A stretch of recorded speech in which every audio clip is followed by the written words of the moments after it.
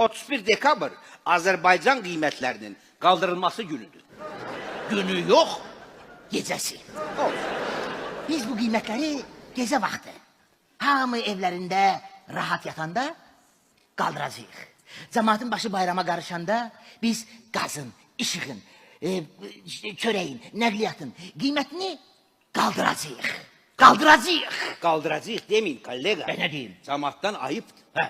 Deyin ki biz bu qiymətləri ucaldacağıq. Deyin ki tənzimləyəcəyik. Qiymətlərin yeni zirvələrini fəth eləyəcəyik. Amma qaldırmaq sözlü demeyin. Xahiş edirəm. Mən bir şeyi başa düşə bilmirəm.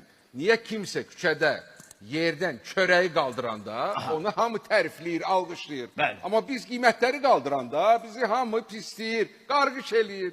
Düzdür, tamamilə razıyam. Bu dünyada haqq, ədalət yoxdur. Yoxdur.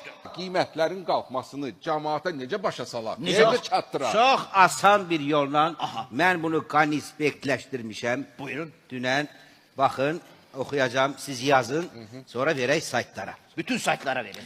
İxrac olunan elektrik enerjisinin və qazın habelə enerji təchizatı birbaşa 35 və 110 kilovatlıq xətlərlə həyata keçirilən, gün ərzində yük tələbatı stabil olan, istehsal məqsədləri üçün orta aylıq enerji 500 kilovatdan az olmayan abonentlərin qeydə alınması, eləcə də istehlakçıların elektrik enerjisi və qazın istifadəsi qiymətləri müqavilə əsasında dəyişdirilsin.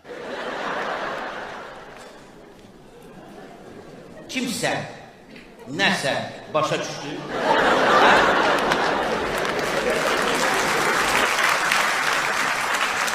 Bu dersen qədim Türk dilidir. Yox. Bu elə özümüz onu dərsəkçənə hazırlamışıq. Elə mən də özüm heç də başa düşə bilmədim. Amma qiymətlər qalxdı. Elə bil əvvəlcə navakayını vurursan. Sonra iğnəni yerdirsən. Və heç kim heç nə başa düşmədi. Pis eləmə. Yaxşı, bəs onda necə eləyək ki, cəmaat qiymətlərin qalxmasına etiraz eləməsin? Kollega, bu çok elementarlıdır. Yadınızda saklayın. Kıymetlerin kalkması narkotika kimi bir şeydir.